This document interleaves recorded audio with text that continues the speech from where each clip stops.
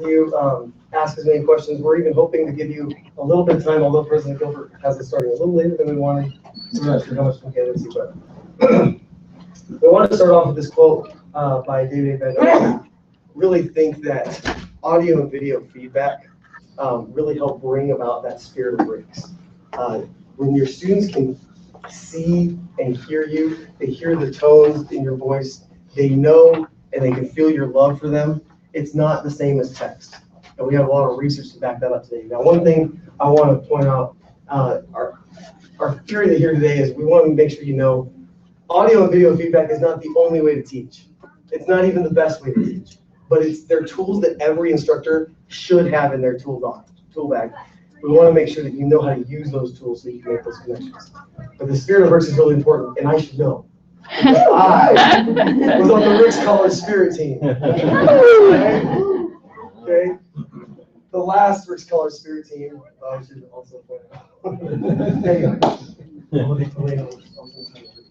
Okay. And so, one thing that I really wanted to share is when I was a brand new BYU-I instructor back in fall of 2013, I had the opportunity to listen to Elder Clark speak in the fall online presentation, and I was sitting there at my laptop in my Centerville home, really excited, and I was ready to take notes. And the things that he said inspired me so profoundly that it changed the way that I had taught as an online instructor. And this talk isn't available. We looked for it. But I took really good notes, and so I'm going to tell you some of the things that he said that maybe will impact you, and you can tell how they go along with what President Gilbert is saying to us today. When President Gilbert was talking there, I thought, okay, our presentation is so aligned. It's so with what we need to do. President Clark said that God will assist us, and we will be his instruments to provide experiences for God's children through the use of technology. He said that it's going to happen quickly. We saw that today, didn't we?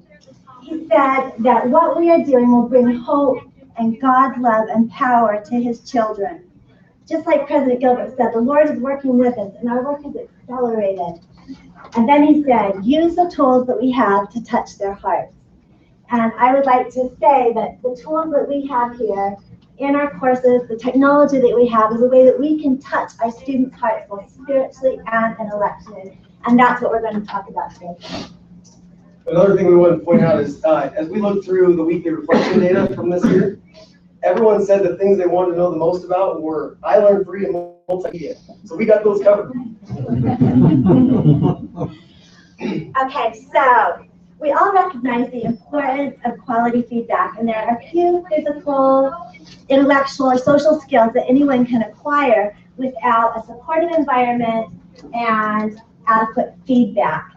And so I would like you to look at these best practices and just think to yourself, do you think that audio or video feedback in our courses can help us to accomplish these types of best practices? And just think about that.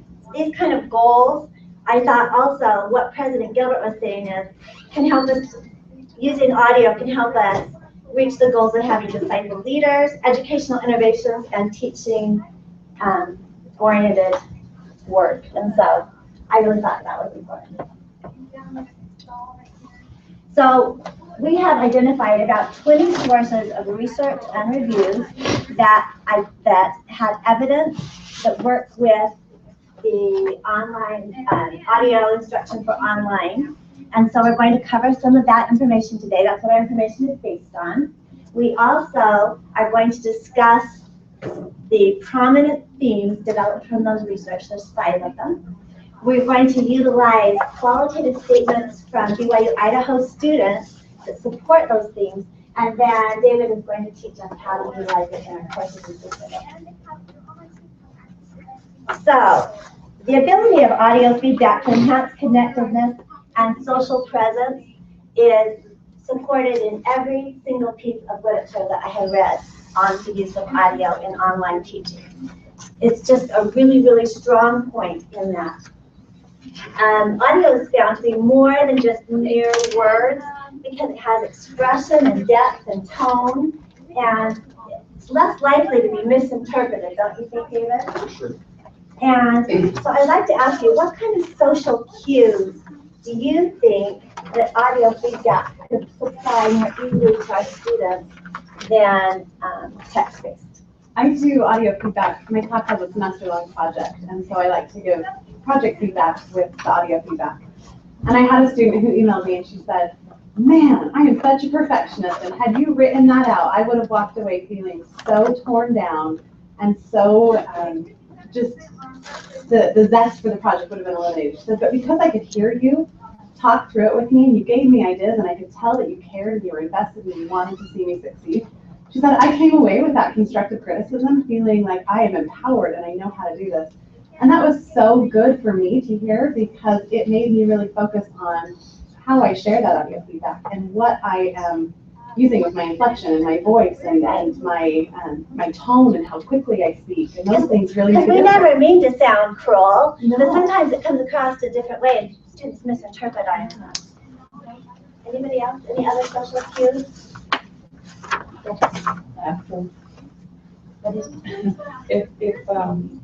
If I'm speaking to a student and my tongue gets tangled, that wouldn't happen in text or typed message. And so laughing about this problem, I've actually heard that that made me more real to them than just some person doing a commentary. So you've covered a couple of them there. Oh. Humor is one of them, that we can share via audio that it's hard to share via text. And the other one is the evidence of a real person. Real? Yeah, that we're real people. Any other ideas? Well, when I think of the Temple script and how the new movies have come out, the exact same words are stated, but the way they're stated and pausing and the tone and the other elements, we reap new insights, and I think the same can be had with students in an audio fashion of what is written versus what is stated. What a great example that is. Yeah, that's really a good example, and I think that you're absolutely right. Okay. So research has indicated that students sense a genuine interest is the words that the research uses from instructors when audio feedback is utilized. And this is supported by this statement from our own BYU-Idaho students. And additionally, it's not just the students, it's kind of a two-way street. When instructors use audio feedback, they feel more connected to their students also. Okay, so I want you to think back to a time when you tried to explain a complex issue to one of your students, and you ended up wondering if they were going to understand what you meant, or wondering if they were even going to read the 2 paragraphs that you just spent 10 minutes composing. A lot of times that's a big problem, and understanding isn't very good. So not only does audio feedback allow us to quickly explain complex issues to our students in greater detail and depth, but it's also been found that students actually understand it better and are more able to apply it when it's spoken versus text-based. So perhaps one of the reasons that students understand audio better is because they've found in research that when instructors use audio, they're more likely to discuss global topics as compared to local topics that we usually address more when we're using a text-based feedback. And so that might be one of the reasons that they can really understand better. And instructors also perceive that they are given detailed and richer feedback. So I hope everybody can see these. You can't see them. Maybe I should read them. Okay. So this student said, the audio is better for me to understand what the instructor wanted to say. I like hearing from the instructor more than trying to understand her through text. So the next theme is that audio feedback is positive, motivating, and confidence building. And I guess I'll just read these because everybody can't see them. It says, since online students often feel isolated, personal and individual comments can go a long way in giving students reassurance of their learning and confidence in their abilities.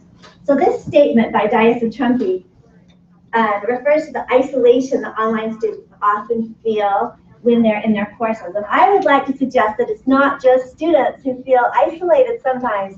Do you ever spend hours and hours working at your computer and feel that isolation yourself? And so the use of the use of audio feedback can really help prevent that isolation. Golden Day also concluded that the emotional effect of feedback can be instrumental in motivating and building our students. We can convey enthusiasm for our subject matter and empower our students using audio that we never could do in text-based feedback. And I made a little note here when President Gilbert was talking about one of the things that students really liked is if their professors made them excited about learning. That was one of the things he talked about. And I think that's one of the things that we can do here is make them excited about learning. So I just received my mid-semester evaluations like probably a lot of you did. And some of the comments that I received back specifically addressed the fact that they felt like they were empowered by the things that I said. They said that that hearing my voice motivated them to persevere. And I just want to say that, you know, when I used to teach face-to-face, I could put my hand on their shoulder or look them in the eye and really communicate to them that I believed in them. But how do you do that online? I'm so happy to have discovered a method where I can offer that similar kind of support to my students. I love that because it enables me to be the kind of caring and inspiring instructor that I really want to be. Yeah. So a question on this. Are you blasting out one audio feedback message for all 40 students, or are you sending out individual? I do both. We're going to talk about different ways to do this in just a minute. After we cover the research, we're going to talk about how to do it. I do both as well. Okay, so here's a couple of quotes from other that students said. One said, I felt that there was a lot more of an interest from the instructor in how I succeeded in class. One said she has a level of enthusiasm for the course that is motivating, and I could hear that in her voice. And I just had to share a couple more with you because I just think it's so impactful to hear what the students have to say about these things. A few of them said, it sparked a desire to do better with the ability to hear her words instead of reading between the lines. There was a sense of caring which encouraged us to carry on in the midst of difficult assignments. It was comforting to hear her voice, especially since the subject matter seemed overwhelming and unapproachable. Oh my gosh, it makes me want to cry. You know, some of these students, they just have so much on their plate. They have so many things that they've got in the air, and if we can help them or encourage them or comfort them in any way to want to do this, to want to accomplish the work that they have before them, then we want to do it, don't we? I know that everyone feels that way.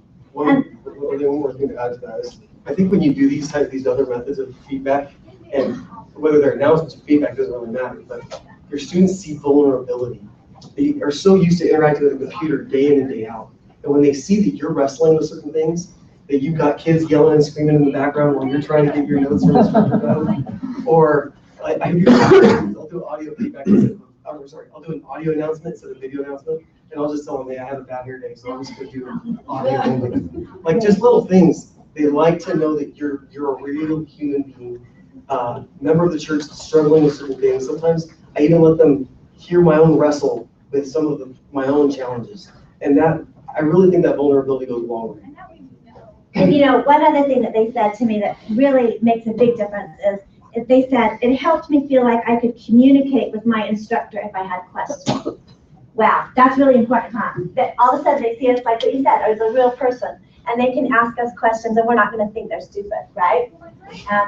Anyway, so there's some good things. Okay, so preferences of students and instructors. So despite the obvious case that we've just set for the use of audio and video in our courses, not all students or instructors prefer this modality. And for this reason, many of the authors who have researched this topic recommend giving students a choice of feedback. Maybe I better read these for people who can't see them. So there's a fairly balanced preference for audio or text. However, most students agree that audio is helpful, and between 52 and 92% would like audio in their course in the future. That's kind of a big variation because it's from several different studies. And many authors recommend giving students a choice of feedback modality. And that's what I just said. So that's something that we have to consider and think about. and how would that work, you know? Does anyone give their students a choice and follow that choice in their feedback? I gave a choice, but I never got any feedback. You know, that's exactly what happened to me. That's exactly what happened to me. I gave them a choice and nobody responded. Just one consideration going forward, especially, I mean, I taught English 106L at one time, and over half of my students were from Ghana in Africa, where their bandwidth is next to nil. They share like a 2 megabit connection with 150 students at a time at a church building. And so extensive audio and video, depending on what your student population is, it might not be very Right, and so you have to consider this. So we're going to talk about those in accessibility in just a minute, so that will be good. That's a really good point. When you talk, are you going to tell us some ideas about how we can gather data systematically for the feedback types? When you say follow what's happening with the audio or the text feedback, different modalities, I think, we get anecdotes in our future evaluations, but I don't really know how I can assess whether the students are responding more positively to audio or text. All I hear have is the bits of feedback that come back in the evaluation. Yeah, and I ask specific questions in my evaluations about things that I'm interested in. Like I've been researching this topic for a while, and so for a few semesters I've asked them questions. So what do you think about the audio? What works for you, what doesn't, So, that's one way. Yeah, we don't have a lot of ways where you're looking together and you're exactly when it's more beneficial for some others. There's not a lot of great things out there. Some of the other research globally from other institutions does have some based off of what the task involved, what your feedback involves, what the modality would be best for, whether it's text, or video, or audio. When you direct to some of that in our research.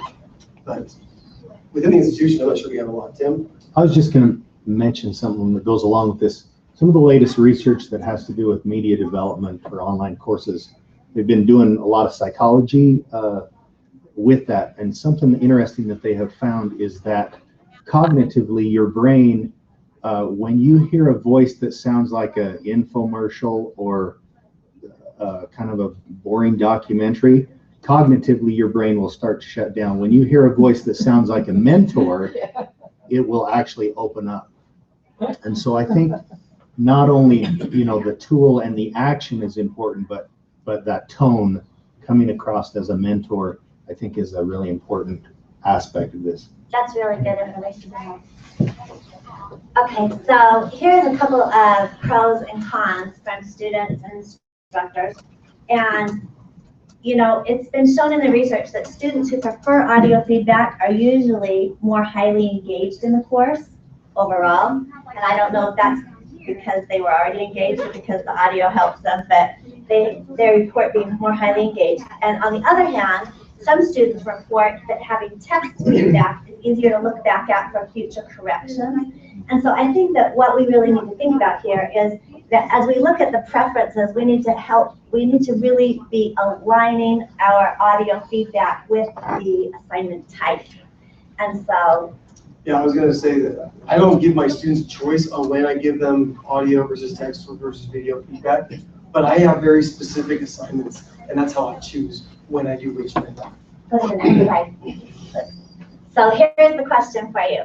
So it says personalized audio feedback is not well suited for all types of assessed work. And so my question is, what types of assignments do you think would be best suited for audio feedback? And I thought we could just talk about that for a minute. Things to get done, or what kind of assignments. I know what I've done, and I can share some of that too.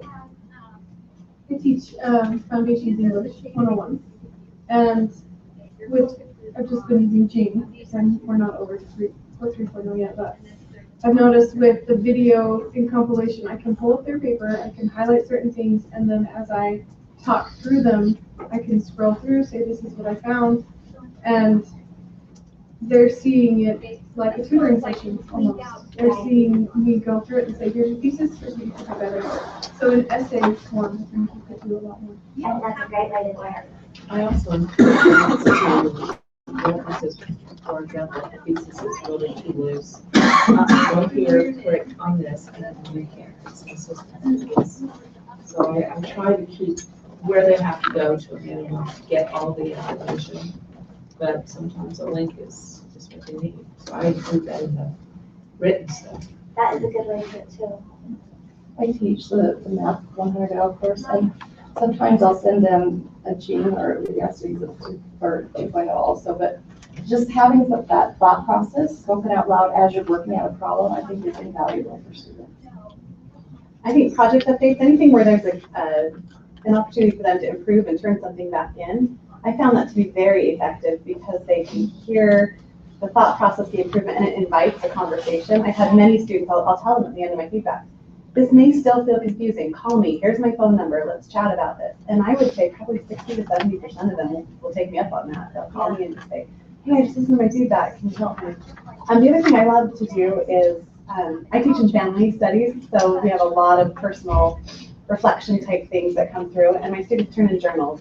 And so I don't do it every time, but if a student has written something in a journal that's particularly impactful or something is going on in their lives, it's so, when you're in 3.0, you only have a minute, but you can do it built into the system and just jump in and say, hey, I just wanted you to know, I read this, I care about you, and I hope things are going well. Yeah, that's And it doesn't great. have to be huge. You know, I use it for my reflective journals too, and I also use it in formative type assignments like you just discussed. I think it's really good in complex assignments too. I used it the first time this semester in the discussion board, and it was a surprise. I mean, they loved it, because they did not expect it, that audio video feedback, and so that was a success. You posted it in the discussion? I did. I've used it posted in my discussion board, and it works good, huh? Especially if the discussion board's leading up to a formative, like an assignment, and so it's a formative type thing. Yeah. I've also played with the idea of letting students talk to each other, but I haven't done it yet. Has anybody done that? Do we have the capability to do Well, yeah. In 3.0, yes. No. Okay, so that's just something to play with. I mean, that seems like, that's kind of out there, and I don't know how I feel about it or how it would work, but I think we definitely should be thinking about it. That most recent research study that Elaine and I read this last weekend on video feedback, or on video chatting, is that students would enjoy more video chatting with their instructor than they do with each other. And so it's not always as beneficial as you think it would be, but I think for icebreakers, it's excellent. The really cool thing about Howard 3.0 is you can, especially in an icebreaker discussion board, you can do a 3-minute video, webcam video. And I did that for one class I taught recently, and I responded to everybody with video responses, and they loved it. The connections that made were 10 times stronger than they were with text. And that's great. I've done that once too, and they loved it. But then that brings us to our very next point. Time and accessibility. And so anyone can implement best practice with unlimited time, but when we only have 9 to 12 hours a week to try to get our course done, then it gets a little bit sticky, doesn't it? And since time is a huge issue in modern education, most of the authors that were researching this audio feedback tackled this topic head on. And so these are some of the information from the research. And the conclusions are really that time spent is generally about equal. Time spent on text or audio is about equal. It's not like going to be a lot faster because you still have to read it. You still have to decide what you're going to say and things like that. However, the audio feedback is always richer and of higher quality in content. And so the audio allows us to convey a much larger quantity of information than the written form, even though it's the same time level. Is that what you would agree with today? Any questions or comments about that? Okay. And so lastly, there are big variations in the reported time requirements that have led authors to suggest this about instructors, that the use of technology, compatibility of the assignment to the audio, and the instructor experience and skill using audio really influences the time requirements. So if you're doing it for the very first time, just know that it's going to take you longer than if you're doing it for the 100th time. And so that is one of the comments that we really, and let's do the next one. And it's the same for students, okay? So when students first are exposed to the use, like they come into your class, if they've never had audio or video feedback before, they might have difficulty knowing where to find it, how to open it. And so we need to make sure that we offer information to them so that they know what type of feedback to expect in the assignment, where and how to retrieve it, and also we need to label it appropriately so they can re-access it. Because if we're giving like formative type information, they may need to re-access that when they're doing their next assignment. And if we have it labeled so that they can identify it as going with that assignment, then they can save it and re-access it. Okay, so let's talk about iLearn 3 kind of tools here for a minute. So audio feedback, let's talk about audio only for a second.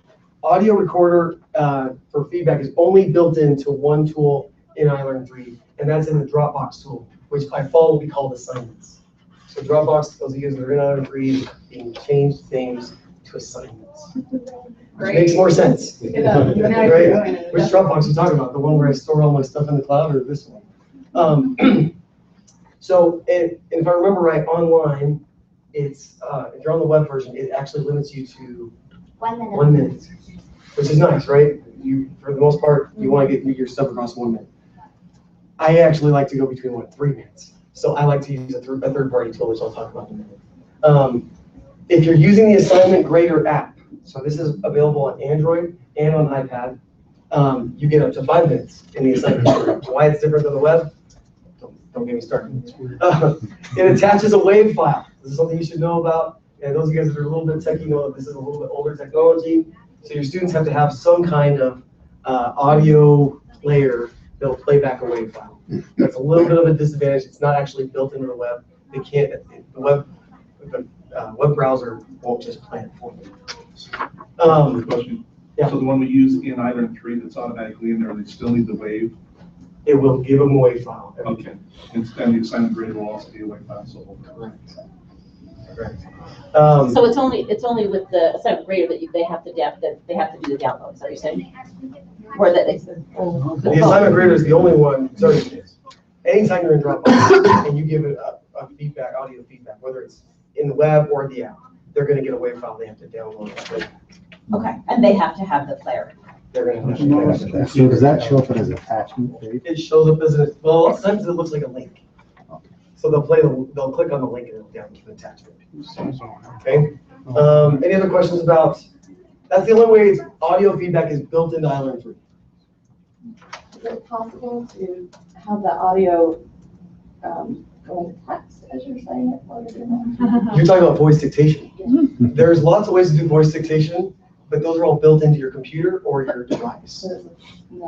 So that would be a third-party tool that you could use, and I use it all the time. So maybe offline I'll tell you what I use, but I'll try to keep on this one because I got a couple more things. How well does the WAV file download work with like international?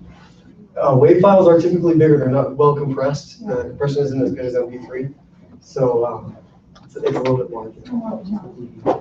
Okay. Okay, let's go to the next slide. So there are lots of third-party tools to be aware of. Okay. The first one I want to talk about is Turnitin. Now I call Turnitin a third-party tool. I know we've got some English teachers in here, but in iLearn 3, you can turn Turnitin for just about any Dropbox assignment, which does all the originality check and all that stuff. But Turnitin also has some really great video and audio recording functions. Has some really nice tagging functions where I know someone's got a capitalization problem and they just drag and drop it onto the document, and it gives really rich feedback. So are the students getting their originality reports as well? They are. They are. If you turn it on for them, yes. Okay. It's pretty slick. I like Turnitin quite a bit. The only problem with Turnitin is, and it's gotten better, but it's not directly, the feedback is not found inside Brightspace. Okay, so when they go in to find their feedback in Brightspace, they'll actually have to go, there'll be a link or a way that they'll actually get into Turnitin. So if they're looking at their grades, they might not see feedback. They look for feedback in the system. So we could be doing feedback and then never see it. We've got documents that'll tell them how to get it. Okay, good. And that's what we want you to share. Every time in Brightspace, especially for the next year or two, when you give feedback to your students, tell them where to find it. And we've got a whole slew of documents inside iLearn 3 Help Guide, which is also known as Screen Steps, that we'll share that link with you as well. It just helps your students get sense. Oh, I'm sorry, let's go. Vocaroo is the next one. Shalane, do you use Vocaroo? No, your husband. You use Vocaroo? How do you like Vocaroo? It works really well, as long as I record the right link and paste the right link. Right. So VoCaroo is super simple. I'll link to the next slide. I think I've got some pictures on VoCaroo. Okay. So VoCaroo, you just go to vocaroo.com. You click record. You can listen to it right here. You click to save it, and then it gives you a link here, or it lets you embed. This doesn't work in Island 3, so okay, you can't embed a player from VoCaroo into Island 3 because it's non-secure. Audio only? It is audio only. VoCaroo is audio only. But it's a really, I mean, those that use it say it's just too simple, and they love that it is so simple. And my students don't have any problem. Like even I had a 74-year-old student, and I just left her know, I recorded you some feedback. Copy and paste this. Control V. You know, I taught her how to copy paste it and listen. And she called me and she said, it worked. Yeah. She was so I excited. usually type left you audio feedback. Click here to listen, and I just hyperlink it to this link. Yeah, because you can hyperlink it, and then they don't even have to copy and paste. Exactly. Yeah. I heard that the hyperlinks from Gene don't work. They don't work. But this one does? Jing and Island 3 doesn't work. So by the way, if you're still using Jing, get over it. Go to something else. Your life will be much happier without Jing. Can you tell I don't like Jing? Okay. It's old technology. The people that invented it haven't improved it in 10 years. There's just going to be so many other better things. Do we know what the time limit is on these ones compared to just built into? VoCaroo, I think, was something like 5 to 10 minutes. It was plenty for me. I've never run into it. The same with Audio Boom. It's about the same. I think it's 10 minutes now. Elaine, go back to your special notes on VoCaroo. No account required, no time limit. So yeah, that's right. No time limit on VoCaroo. Embedding doesn't work in Island 3. Sharing links works well. You can download the MP3 to the course as well if you want to. So if you didn't want to link them out to where the MP3 is, you can actually just upload it right into Island 3. I don't typically do that. It's a lot of hassle. Students like links. Audio Boom, I like quite a bit. Audio Boom's embedded player does work. So I can actually here's the really cool thing. In Island 3, I can record it in Audio Boom. It gives me an embed link. I go into insert stuff, and it says, you want to insert embed code? I say yes. I paste it in, and this is what it looks like. And my students click play. They don't go to any other website. They listen to my audio right there. Okay. Video as well? Audio Boom is also only audio. It does take up kind of a lot of room on your announcements, though. Yes. And so sometimes I've wondered if I don't know. Yeah, if you're using it for announcements, it takes up pretty much, I mean, it's a pretty big chunk. This is my entire announcement widget, so you can tell. It goes the full width, and it's a couple hundred pixels high. Does the audio playback, or automatic playback? It does not automatic playback. So the automatic playback, I'll explain that in a few minutes. Okay, so the last one is Kaltura. So Kaltura is also known as video.byu-i if you've ever gone there. And Kaltura is one of my favorites because, now this is what I would replace Jing with. Those of you guys that are using Jing, pay attention, this is what I would use. So the new Kaltura has a recorder built in where you can record presentations and lectures, screen, webcam, voice, or screen and webcam. And if you go into our iLearn 3 course, actually we've got a discussion board in there. You can actually see one of my recordings, and you can actually practice responding to me. But I love it because I can adjust the size of my webcam on the fly while I'm recording. So what I can do is I can make it my entire webcam, and I can talk to my students. And then I can change their attention from my webcam, shrink it up to the corner, and say, okay, now I'm going to point you to something on the screen, something in the course. And so now I can just on the fly change. Am I talking about navigation, teaching them something, modeling, or do I want their full attention on me? And it's awesome. Does it give you a link, a file? It automatically uploads to video.byu-i and lets me embed or link. And it embeds really, really easily. Mm-hmm. Yeah. So programming is downloaded. Yes. So when you go into video.byu-i in the upper right-hand corner, you can hit, I think it's add new, and there's like recording options there. And the first time you go there, it might say, hey, you might need to download the program too. And it'll have a link. And tell them how important it is to publish it. Yeah. Okay, so here's the problem. Here's the one thing, the one downfall. Here's the catch with Kaltura. When you first record with this program, and it automatically lets you title it and upload it right to Kaltura. So it's kind of like YouTube-ish, right? it keeps it as private. And so I have to go, I go back in and I mark it as unlisted. Now, if it's private, and Tim, you know more than me on this, but I think if it's private and you embed it, you should still be okay. But just to be on the safe side, because I'm always a little nervous about that, I just make it unlisted, so that I know that it's public with anybody that's got a link and I embed it. So do they keep this as a library? So for instance, I have a lot of Gene screencasts explaining assignments, things like that. Yes. Each semester I can like just pop those in so I don't have to remake them. So I could go through and remake all my genes on this, they would save that library. And then each semester I can pull that up every time that assignment's coming. I don't have to reinvent the wheel every semester. The answer is yes. So, it works. Now, there's always a catch I've found, is it seems like if your students aren't watching your videos regularly, the IT department has a way to archive those, and they may look like they've gone away, or you might not be able to find them. And you can you can actually send an email or call BSC and say, I want my videos back. But they should be there. They're there somewhere. Get them. Typically, I found that it's about 6 months to a year that sometimes they start to mysteriously not show. And the embed code you said is in there, so that can be embedded in there. Absolutely. Awesome. And there's an option when you are uploading it or recording it that you can say, keep this for just this semester, or as long as it's being downloaded and accessed. Yeah. But once it's like, I think 18 months old, they believe that nobody's accessed. Right. What I found though is even if you, as long as you've got the embed code, even if you can't find it, with the embed code, it still works because it's kind of hidden in this archive section. But yeah, I really love this. So one thing you should know, presentations and lectures lets you do a webcam on one side and your PowerPoint or your screen on the other. So the screen is kind of split in half. Screen and webcam is picture in picture. So really is what that means. It means your screen is there and your webcam is kind of a small picture inside the main picture. Webcam is obviously just a webcam and voices. I just wanted to say with Kaltura, I did a bunch of video feedback with that.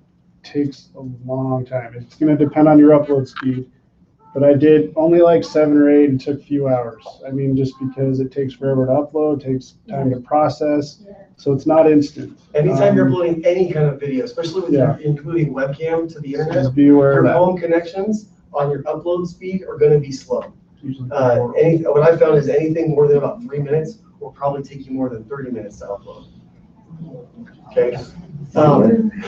Now, there's one exception to the rule that I use quite often. Has anyone tried using their cell phone to record notes from instruction?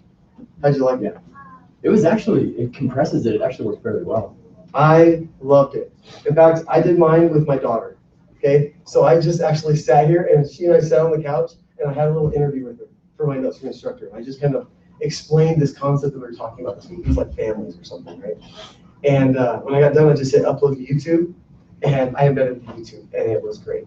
If you want to use YouTube, stuff like that, Screencast-O-Matic is a program you can download that lets you download, I think once you record it to 10 minutes or maybe even more, gives you an MP4, lets you upload it to Kaltura or YouTube, wherever you want. Plus, you get to keep the video file on your computer. So if anybody's archiving your stuff or getting rid of it, you always have a copy. And that's one of my favorites. And I think for $10, you get their Splash copyright off of there, so it's not so bad. Oh, is that what it is? Okay, that's good. Good to know. There's another tool called BB Flashback. It's amazing. There's no limit. There's no watermark.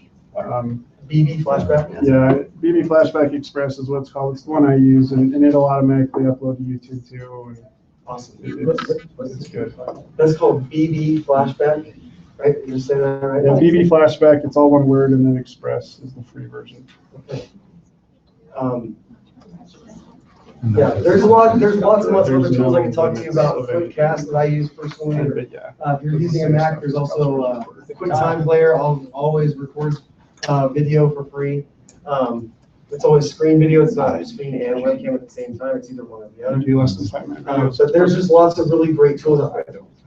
So you went over a lot of the audio options.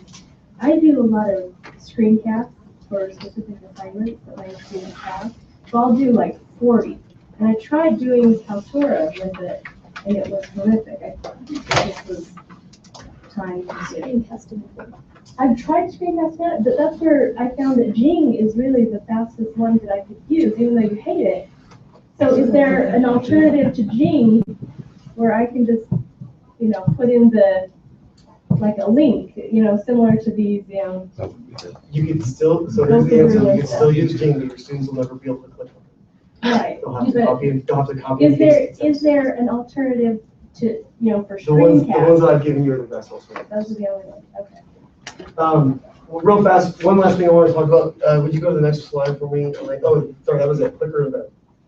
Which one? Go back to the last one, there we go. So, what do you guys prefer, linking or embedding? Okay, why? Because there's a picture already. There's a picture already, and you didn't send them out of your course. You keep them in your course, you keep them on your notes from instructor, or you keep them in the feedback, wherever it might be. I agree, but both work. So just make sure you know how to do both. If you don't know how to embed, we will have more videos and things coming up on that. But we're still working on these transition videos for that.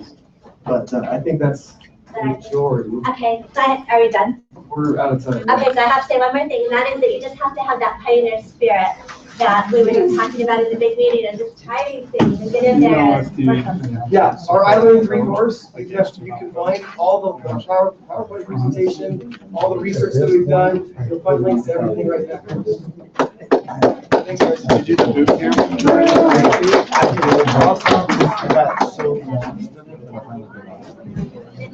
The boot camp was